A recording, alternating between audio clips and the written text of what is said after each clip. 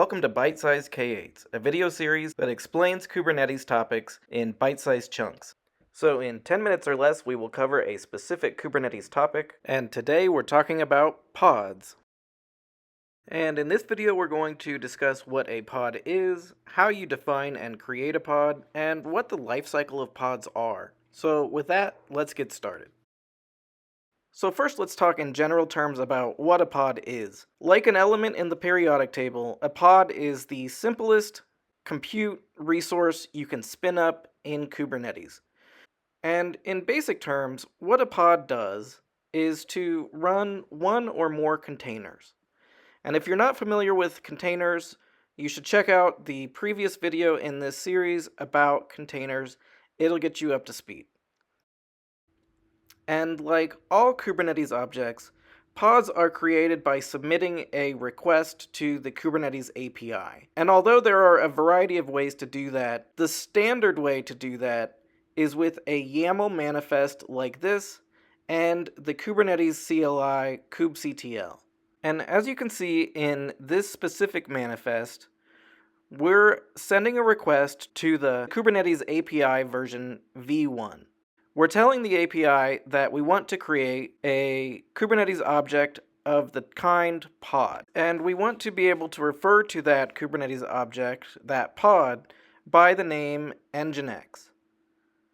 And then we get into the spec section of the manifest, and if you notice, we've got a container defined there, which, as we mentioned earlier, is really the core purpose of a pod. It is to run a container. And here what we've got is a container called nginx, and that container is based on the image nginx 1.14.2.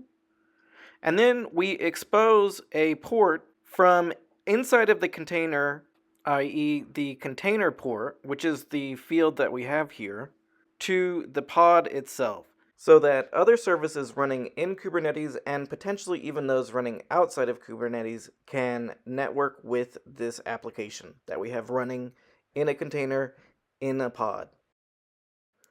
Next, let's take a look at the terminal command we'd need to run in order to submit a request that includes this manifest data to the Kubernetes API with kubectl, the Kubernetes CLI. And as you can see, we're running kubectl apply-f pod.yaml. And there's nothing special about the name pod.yaml except that that's the name of the file that we've just been looking at.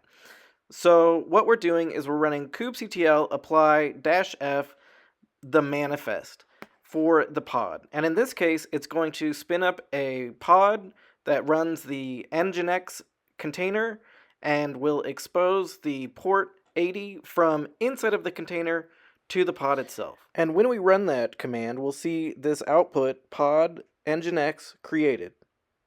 Although the fact that it's been created doesn't mean that it's running yet.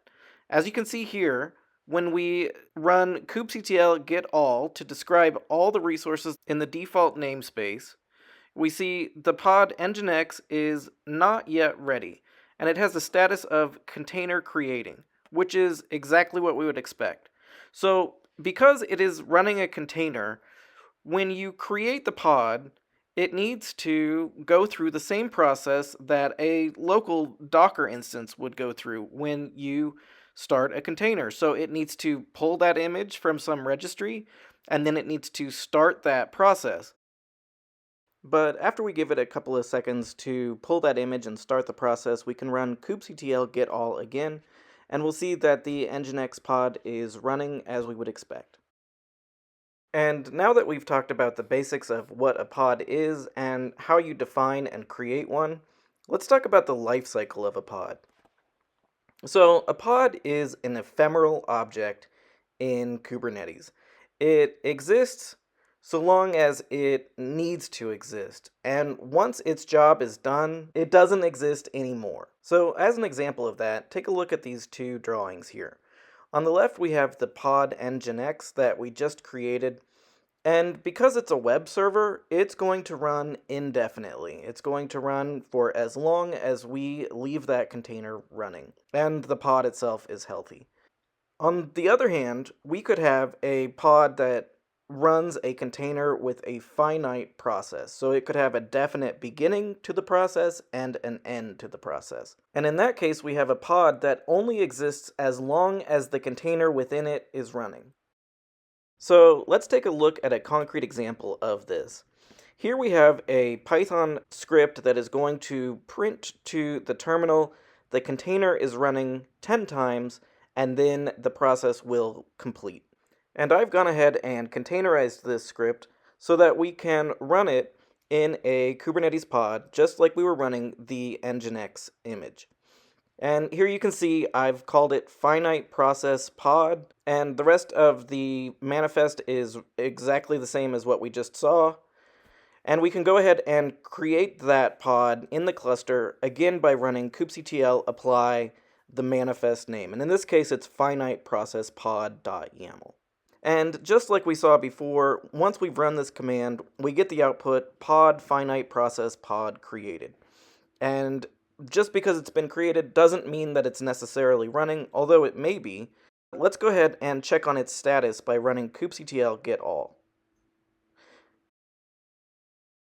Here we see that the pod finite process pod has completed. It has a status of completed, and it is not in a ready state. That's because once the 10 lines to the terminal have been printed, the container completes, and then so does the pod, just like we just described.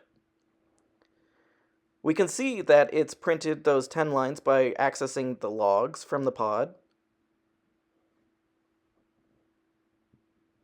And finally, even though the pod finite process pod is listed with a status of completed, let's go ahead and try to exec into that pod. So this is a little bit more advanced, but we'll see that actually we get a response that the container finite process pod is not found because it effectively doesn't exist anymore. Conversely, we can, with our Nginx pod, exec into it, and we'll see the running pod with the file system. So we can list the files, and then we can actually exit out of that exec session and see our local files again. So to summarize, a pod in Kubernetes is an ephemeral object. That is, it exists for a certain amount of time, and once its job is done, it no longer exists. And like we saw, when you have a process that is long running, like a web server, that pod is going to run as long as it stays healthy, and we leave that web server running.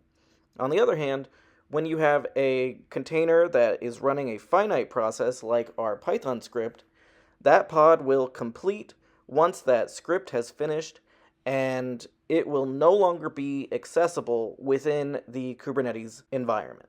And with that, I hope you guys learned something and enjoyed this video. Please check out the other bsk8s videos. There will be plenty more coming, and happy developing.